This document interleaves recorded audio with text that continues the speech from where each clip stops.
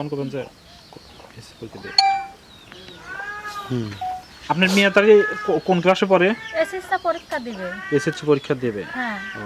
তা আপনার মেয়ের কি বিয়ের বয়স হয়েছে? আমার মেয়ের বয়স হয়েছে।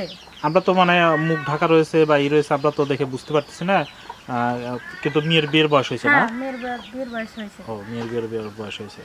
আচ্ছা, সমস্যা নাই। আপনি মানে অনেকজনই আপনার মেয়েকে বিয়ের জন্য মানে ফোন দেবে, ই করবে, আপনি তাদের সাথে হয়তো কথা বলবেন, তারাও আপনার সাথে কথা বলবো, কথা বলে আপনি যাদের সাথে যাদেরকে হয়তো ভালো লাগে বা আপনার মেয়েকে যাদের ভালো লাগে তাদের সাথে কথা বলে ঠিকঠাক করবেন।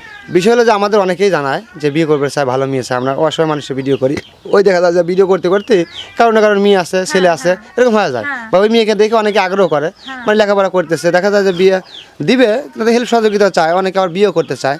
তো এই জন্য আপনি তো সরাসরি আপনারা বলছেন যে আপনার মেয়েকে বিয়ে দিবেন, সেই বিয়ের বিষয় মানে হেল্প সহযোগিতা চান, সহযোগিতা চাচ্ছেন, মানে কেউ যদি আপনার পাশে দাঁড়াতো, হেল্প সহযোগিতা করতো, বা সরাসরি যদি আপনার মেয়ের লেখাপড়ার বিষয়ে খরচ পাতি চালায় বা হচ্ছে তাকে বিয়ে করতে চায় বা আপনাকে দেখতে চায়, বা আপনি ওই ছেলেকে দেখলেন বা ছেলে আপনার মেয়েকে দেখলো, বা ছেলের বাড়িতে থেকে আপনার লোক আসলো তা আপনাদের দেখতে, বা আপনাদের বাড়ি থেকে ছেলেদের বাড়িতে গেল, তাহলে এরকম হলে তো কোনো প্রবলেম নেই। তাহলে আপনি তো সম্মতি আপনার মেয়েকে বিয়ে দিতে যাচ্ছেন। তো বিয়ে দিতে যাচ্ছেন, বর্তমান লেখাপড়া করতেছে, এসএসসি দিবে না? এসএসসি দিবে। তো আপনার মেয়ের নামটা কি? মেয়ের নাম জান্নাতুল। ও আচ্ছা, আমরা আপুর মুখ থেকে শুনি। আপু